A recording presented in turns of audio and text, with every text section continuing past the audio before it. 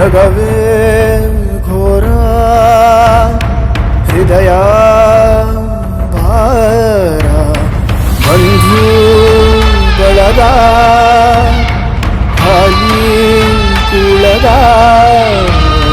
ನನ್ನ ಬಾಳು ವಿಭಿನ್ನ ಗೋಲು ಯಾಕೆ ಕೇಳು ಮಾಡಿದಯ್ಯ ನಂಗೆ ಬಂದು ಹಿಂಗೆ ಯಾವ ತಪ್ಪು ಮಾಡದ ಜನ್ಮ ನಂದು ತಂದೆ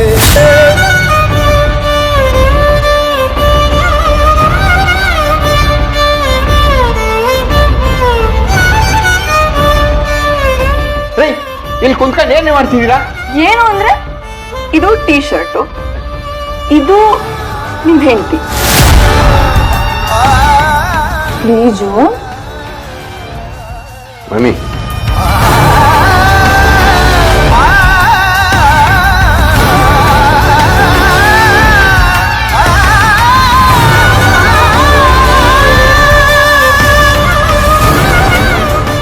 ಜೋಗಿ ಅವ್ರೆ ಐ ಲವ್ ಯು.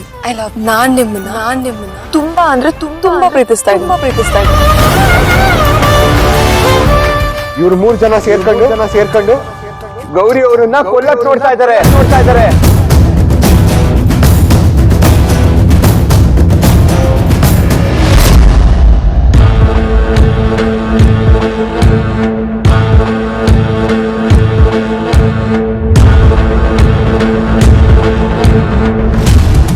ಮನೆ ಒಳಗಡೆ ಕಾಲಿಡಕ್ ಮುಂಚೆ ನಿನ್ಗೊಂದು ಮಾತು ಹೇಳ್ತೀನಿ. ನೀನು ಈ ಮನೆ ಸೊಸೆ ಅಲ್ಲವ್ವ, ಈ ಮನೆ ಮಾನ ಮರ್ಯಾದೆ ಕಾಪಾಡಿದ ದೇವತೆ. ನಿನಗೆ ಕೃತಜ್ಞತೆ ಸಲ್ಲಿಸ್ಬೇಕೋ ಗೊತ್ತಾಯ್ತಾ ಇಲ್ಲ. ಸುನಂದ, ನೀನ್ ಮಾಡಿರೋ ಉಪಕಾರಕ್ಕೆ ನಾವ್ ಏಟ್ ಮಾಡಿದ್ರು ಕಮ್ಮಿನೇ ಕಣವ. ನೀನ್ ಬಿಸಿದಾಗೆ ನಾವು ತುಂಬಾ ತೆಪ್ಪಂಗ್ ನಡ್ಕೊಬಿಟ್ವಿ. ನಮಗ್ ಸಮಸ್ಬಿಡು. ಹೋಗ್ಲಿ ಬಿಡಿ ಅತ್ತೆವಾ, ನಾನು ಹಳೇದ್ನೆಲ್ಲ ಮರ್ತೋಗಿದ್ದೀನಿ. ನೀವು ಅದನ್ನೆಲ್ಲ ಮನ್ಸ್ನಾಗ ಇಕ್ಕಬೇಡಿ. ಸುನಂದ, ಎಂತ ಒಳ್ಳೆ ಮನ್ಸು ನಿಂದು. ಆ ದೇವ್ರು ನಿನ್ನಂತ ಹೆಂಡ್ತಿನ ನನ್ನ ಪಾಲಿಗೆ ಕೊಟ್ಟವನೆ. ಅದ್ ಯಾವ ಜನ್ಮದ ಪುಣ್ಯನೋ ಏನೋ. ಇದೆಲ್ಲ ಮೊದಲೇ ಯೋಚನೆ ಮಾಡಿದಿದ್ರೆ ಈಟೊಂದೆಲ್ಲ ಪಜಿತಿ ಆಯ್ತಾಯ್ತೇನ್ಲ. ಈಗ ಪಡ್ಕೊಂತಾವ್ನೆ ಬಡ್ಡಿ ಆಯ್ದ. ಸಮಸ್ಬಿಡಪ್ಪಯ್ಯ, ಈಗ ನನ್ನ ತಪ್ಪು ನಂಗೆ ಗೊತ್ತಾಗದೆ ಅಲ್ವೇ.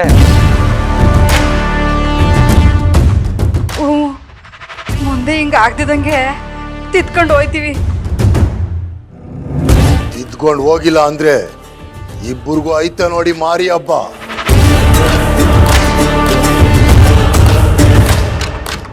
ಸುನಂದ, ನೀನು ಒಳಕ್ ನಡೆಯವ್ವ, ವಿಶ್ರಾಂತಿ ತಗೋ ಹೋಗು. ಇಲ್ಲ ಮಾವಯ್ಯ, ನೀವೆಲ್ಲ ಒಳಿಕ್ ಹೋಗಿ. ನಾನು ಇಲ್ಲೇ ಒಂದು ಸ್ವಲ್ಪ ಹೊತ್ತು ಗಾಳಿಗೆ ಗಾರ್ಡನ್ನಾಗ ಕುತ್ಕೊಂಡ್ ಬರ್ತೀನಿ. ಏನೂ ಇಲ್ಲ, ನನಗೂ ಹೊಸಿ ಮನ್ಸಿಗೆ ಸಮಾಧಾನ ಆಯ್ತದೆ ಅಂತ ಆಟೆಯ. ಅಯ್ಯೋ, ಗಾರ್ಡನ್ ಅಲ್ಲಿ ಈ ಬಿಸಿಲಲ್ಲಿ ಬೇಡ ಕಣವ. ನಡಿ, ಒಳಕ್ ಹೋಗಿ ರೂಮಲ್ಲಿ ಕೂತ್ಕೊಂಡು ಹೊಸಿ ತಣ್ಣಗೆ ಸಮಾಧಾನ ಮಾಡ್ಕೊ. ಏಯ್, ಅವಳಿಗೆಲ್ಲಿ ಸಮಾಧಾನ ಆಯ್ತದೋ ಅಲ್ಲಿ ಕೂತ್ಕೊಂಡು ಸಮಾಧಾನ ಮಾಡ್ಕೊಳ್ಳಿ. ಇದು ಅವಳ ಮನೆ, ನಿನಗೆ ಅದೆಲ್ಲ ಕೇಳೋ ಅಧಿಕಾರ ಇಲ್ಲ. ಅಡಿ ಒಳಕ್ಕೆ ಏನ್ ಮುಖ ನೋಡ್ಕೊಂತೀರಾ? ನಡ್ರಿ ಒಳಕ್ಕೆ. ಸುನಂದವ್ವ, ಹುಷಾರವ್ವ, ಸಾನೆ ಹೊತ್ತು ಬಿಸಿಲಾಗಿರ್ಬೇಡ.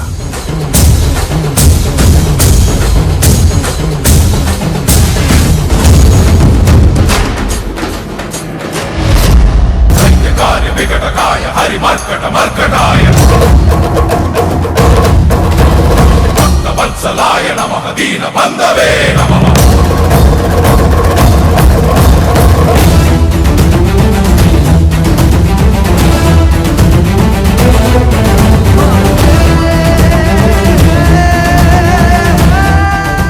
ಅವ್ವ ರುದ್ರಣ್ಣ ಸೇರ್ಕೊಂಡು ಎಂತ ನೀಚ್ ಕೆಲಸ ಮಾಡಕ್ ಹೊಂಟಿದ್ರು.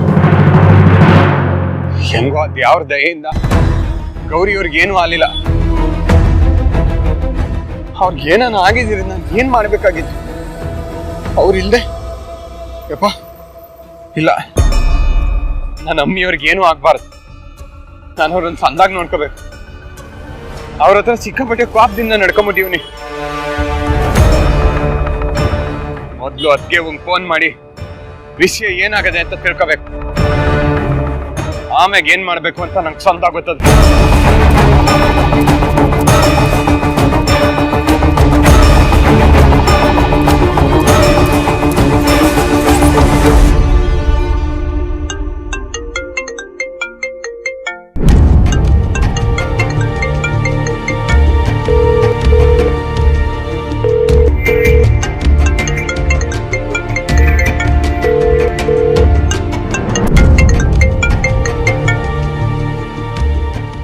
ಏಳು ಶಂಕರ, ಅದಕ್ಕೆ ಯಾವ ಪಾಟಿ ಫೋನ್ ಹಚ್ಬೇಕು ನಿಮ್ಗೆ?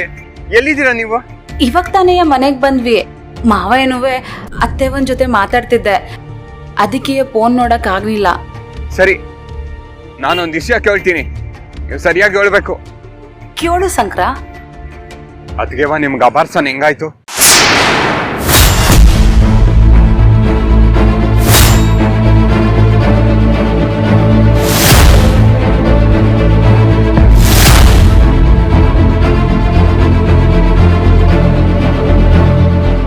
ಅಯ್ಯೋ, ಇದೇನ್ ಶಂಕರ ಹಿಂಗ್ ಹೊಸ್ದಾಗಿ ಕೇಳ್ತಾ ಇದೀಯಾ? ನಿನ್ಗೆ ಎಲ್ಲ ಗೊತ್ತಲ್ವೇ? ಮೊದ್ಲು ನನ್ಗೂ ಸರಿಯಾಗಿ ಗೊತ್ತಿರ್ಲಿಲ್ಲ ಅದ್ಗೆವ, ಇವಾಗ ಗೊತ್ತಾಯ್ತದೆ. ಅವ್ವ ನನ್ಗೆಲ್ಲ ನಿಜ ಹೇಳಿದ್ರು.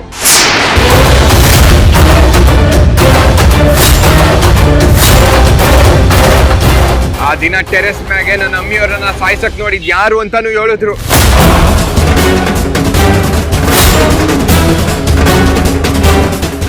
ಅವ್ರು ಹೇಳಿದ್ದೆಲ್ಲ ನಂಗೂ ಅರ್ಥ ಆಗದೆ ಅದ್ಗೆವ. ನಿಜ ಏನು ಅಂತ ನೀವೇ ಅವ್ರಿಗೆ ಹೇಳಿದ್ರಂತೆ. ಏನ್ ನಡೀತು ಅಂತ ನಾನ್ ತಾವನು ಹೇಳಿ.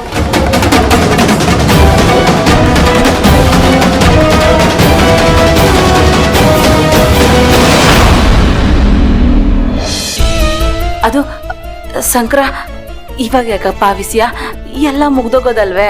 ಇಲ್ಲ ಅದ್ಗೆವಾ, ನಾನು ಹಿಂಗೆ ಬಿಟ್ರೆ ಸಮಸ್ಯೆ ಬಗೆಹರಿಯಕ್ಕಿಲ್ಲ, ಇನ್ನ ಮುಂದುವರಿತದೆ. ಸಮಸ್ಯೆಗೆ ಒಂದ್ ಪರಿಹಾರ ಸಿಗ್ಬೇಕು ಅಂದ್ರೆ ನೀವು ನನ್ನ ಹತ್ರ ಸತ್ಯ ಹೇಳಲೇಬೇಕು. ಹೇಳಿ ಅದ್ಗೆವಾ, ನನ್ನ ಅಮ್ಮಿಯವ್ರ ಜೀವಕ್ಕೆ ಅಪಾಯ ಅದೆ. ಆ ಅಪಾಯ ತಪ್ಪಿಸ್ಬೇಕು ಅಂದ್ರೆ ನಿಮ್ ನಿಜ ಏನು ಅಂತ ಹೇಳಲೇಬೇಕು.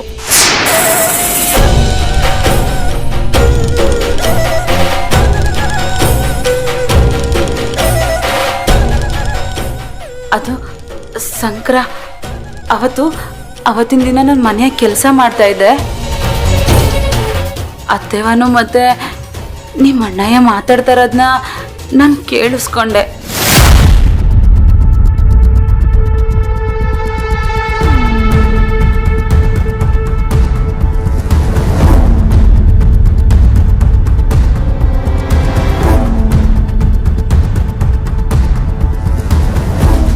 ರುದ್ರ, ಏನಾನ ಹೊಸ ಪ್ಲಾನ್ ಒಳಿತಲ್ಲ ತಲೆಯಲ್ಲಿ? ಒಳದದೆ ಅಪ್ಪಯ್ಯ, ಆದ್ರೆ ಈ ಸಂಕ್ರನ್ ಕಣ್ ತಪ್ಪಿಸಿ ಅದನ್ನ ಹೆಂಗ್ ಮಾಡೋದು ಅಂತ ಯೋಚನೆ ಮಾಡ್ತೀವಿ.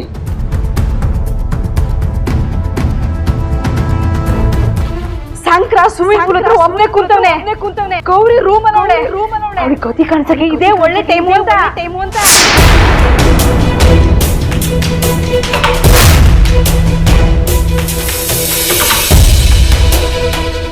ಅಡುಗೆ ಮನೇಲಿ ಸೀಮೆ ಡಬ್ಬ ತಕೊಂಡ್ಬಂದು ಇಟ್ಟಿವ್ನಿ.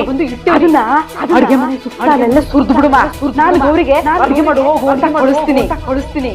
ಅವಳು ಹೋಗಿ ಗ್ಯಾಸ್ನ ಹೊಸ್ತಾಳೆ. ಹೊಚ್ಚಿದ್ಮೇಲೆ ಇಡೀ ಮೈಗೆ ಬೆಂಕಿ ಹತ್ಕೊತದೆ.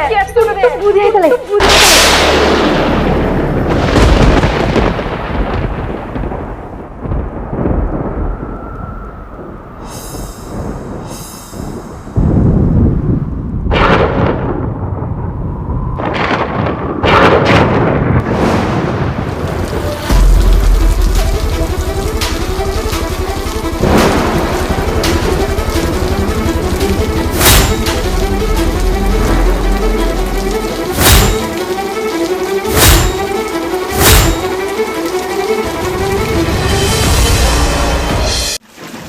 ಸಂಕ್ರ ನಡೆದಿರೋದು. ಗುರುಮಾತ ಫೋನ್ ಮಾಡಿ ಹೇಳಿದ್ಮ್ಯಾಕೆ ಗೌರಿನ್ ಸಾಯಿಸೋ ಪಿಲನ್ನ ತಳ್ಬಿಟ್ರು. ಅದೇ ಸಮಯದಾಗೆ ಅತ್ತೆವನ್ಗೂ ನಮ್ಮ ಮನೆಯವ್ರಿಗೂ ನಾನು ಈ ವಿಷಯ ಕೇಳಿಸ್ಕೊಂಡಿದ್ದು ಗೊತ್ತಾಗೋಯ್ತು. ಆಗ ನಾನು ಸೀದಾ ಅಜ್ಜವನ ಹತ್ರ ಹೋಗ್ಬಿಟ್ಟು ಎಲ್ಲ ವಿಷಯನೂ ಹೇಳ್ಬಿಟ್ಟೆ. ಅಜ್ಜವನ ಹತ್ರ ಹೇಳಿದ್ಮ್ಯಾಕೆ ಅತ್ತೆವನು ನಿಮ್ಮ ಅಣ್ಣಯ್ಯನು ಇಬ್ರು ರೂಮಿಗೆ ಬಂದ್ರು. ಆಮ್ಯಾಗ ಏನಾಯ್ತು ಅಂತ ನಿನ್ಗೆ ಗೊತ್ತದಲ್ವಾ? ಈ ವಿಷಯನ ಅವತ್ತೆ ಹಾಸ್ಪಿಟ್ಲಿನಾಗ ಯಾಕೆ ಹೇಳಲಿಲ್ಲ ಅದ್ಗೆವಾ ನೀವು? ಅವತ್ತು ನಾನು ನನ್ನ ಮಗಿನ ಕಳ್ಕೊಂಡಿರೋ ದುಃಖದಾಗಿದೆ ಶಂಕರ. ಮನ್ಯಾಗ ಏನಾಯ್ತು ಅಂತ ನನ್ಗೇನು ನೆನಪಾಗ್ಲಿಲ್ಲ. ಆಮೇಲೆ ಗೌರವ ಹೇಳೋದ್ಮೇಲೆ ನನಗೂ ಎಲ್ಲ ಗೊತ್ತಾಗಿದ್ದು. ಹಲೋ ಶಂಕರ, ಶಂಕರ